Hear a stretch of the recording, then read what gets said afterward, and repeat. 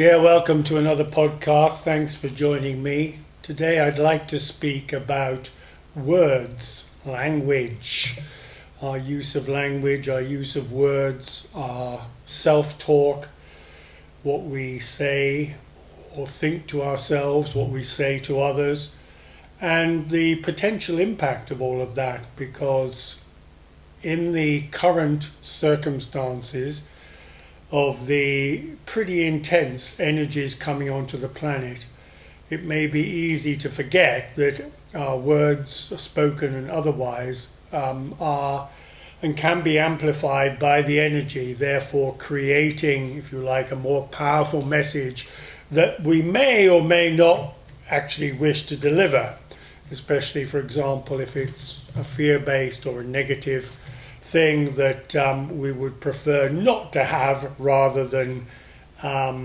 give energy to. So that's the focus today. Welcome again. Thanks for joining me.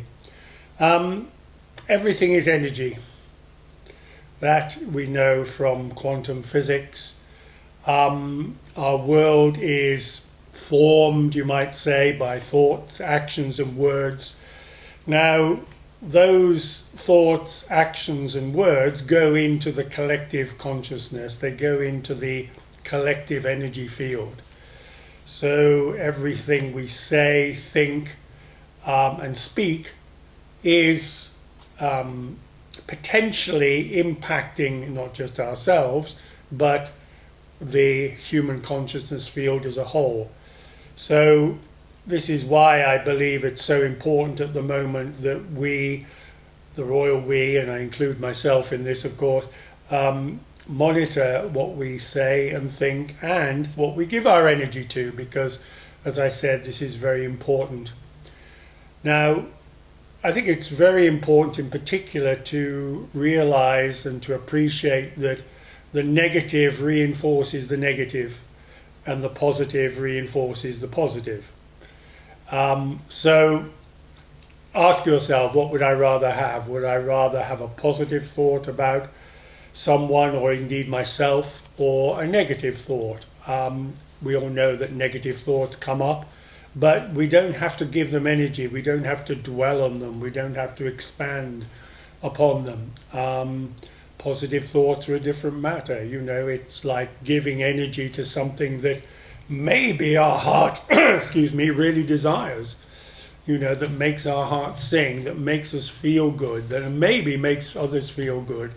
You know, we all know of a situation where you can go into a crowded room and you go in a great mood and you start telling jokes or you compliment people and so on. It raises the vibe of the room as a whole. Whereas if you go in, excuse me, in a, let's say, a more gloomy mood, or, you know, just had a bad experience, whatever it is, then that affects, of course, the energy in the room as well.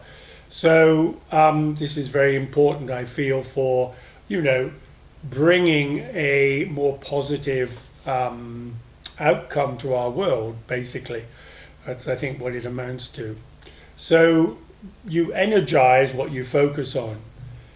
Are your thoughts positive and uplifting? Are the words you speak positive and uplifting? Are they kind? Are you kind to yourself when you have an inner dialogue or an inner monologue, you know, reviewing what you may have done yesterday or whatever it is, you know, being grateful for the experience rather than, you know, chastising or criticizing yourself because it wasn't quite good enough. So what I am suggesting here is to be aware of your thoughts, really be aware of them. Is a particular thought, for example, likely to lead to wealth or to poverty, you know, love or to fear? So these are the elements that, you know, are potentially at the end of your thinking, at the end of your words to others. So words are very important, and words can be very powerful. Words, as we know, can be hurtful. So this is, for me, a real key piece at the moment, as I said, especially because of the energy coming onto the planet and this energy really amplifying pretty much everything we say, do, or think. And that is, a key to this message, really. What about judgments? Do you demonize others or certain nations, certain races, world leaders? How compassionate are you? This is all, again, in relation to what we think and say, maybe innocently, maybe not intending to be harsh or judgmental, but, reacting to a news item or something like that, and maybe, if only for a moment, chastising in your head the person concerned or the event concerned, or, he could have done that, she could have done this. These sort of thoughts that really undermine the positive vibe that we can create from the world that we live in.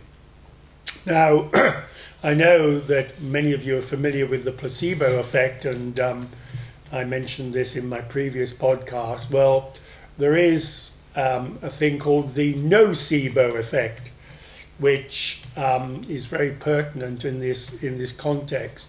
If you haven't heard about it, it's basically a situation where someone is given information which is potentially negative. So, an example, a doctor may say to a patient, you've got X months or X weeks to live. Now, if the person receiving that message believes in it and has faith in it in a sense because he or she trusts the doctor, then that can become self-fulfilling. It's basically taking on board the message, but taking it literally and giving it energy in a way that it actually becomes self-fulfilling. So that's an example really of how powerful our messages to each other and indeed to ourselves can impact our world in more ways than one. And this is not about criticizing doctors or anyone else for that matter. It's just an example of a statement that is actually maybe well intended and maybe from an authority figure this can happen, because in many cases we trust the authority figure, we trust that they're giving us an appropriate message, then that becomes, if you like, our reality through our thinking into our consciousness, into our subconscious, and then it becomes the thing that we create through the energy and through the belief and through the faith in the message. So, bottom line, listen to what you think, listen to what you say. That may sound crazy, but just be aware of it if you can in the moment. And if you're not aware of it in the moment, then in the immediate aftermath, so that you're not expanding upon it, you're not extending it in a way, so you're not extending a negative situation. Now, I'm not saying ignore all the negative situations. You can be aware of them, that's fine. But it's this idea of not giving them energy through your thoughts, words, and action. And that's pretty easy to do when we are aware of what we're doing. Listen to your heart, feel the energy behind the words. Some words of their nature are quite harsh. Like the word HATE. It's almost onomatopoeic. It conveys meaning through the sound, and it's a harsh word. I try not to use it, or I basically don't use it, certainly not knowingly, which is why I spelt it out for you rather than speaking it out aloud. So that's an example. And as I said, why is this important now? It's because of the amplified energies coming onto the planet. And this is a time to really be aware of what we want for ourselves, what we want for the world in a positive way. Focusing on that, giving energy to that with our language, rather than the sort of fear-based doom and gloom scenarios that are, unfortunately still thrown our way pretty much every day. So basically, we can create a different world by seeking it and by speaking of it, by giving it energy through our words, through our language, and it can be as simple as giving compliments to other people. It can be as simple as being grateful for a certain situation or event, and then, amplifying that to some extent so that there is a positive vibe created in your environment rather than ooh, don't like this sort of thing. So it's really powerful stuff, and I urge you to try it. We can all envision a new world of peace, prosperity, love and kindness for all.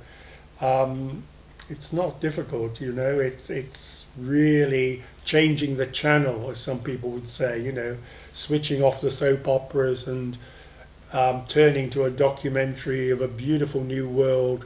I'm talking metaphorically, of course, that we can present and we can believe in and we can give energy to through our words, through our speaking voice, through our thinking, and so on.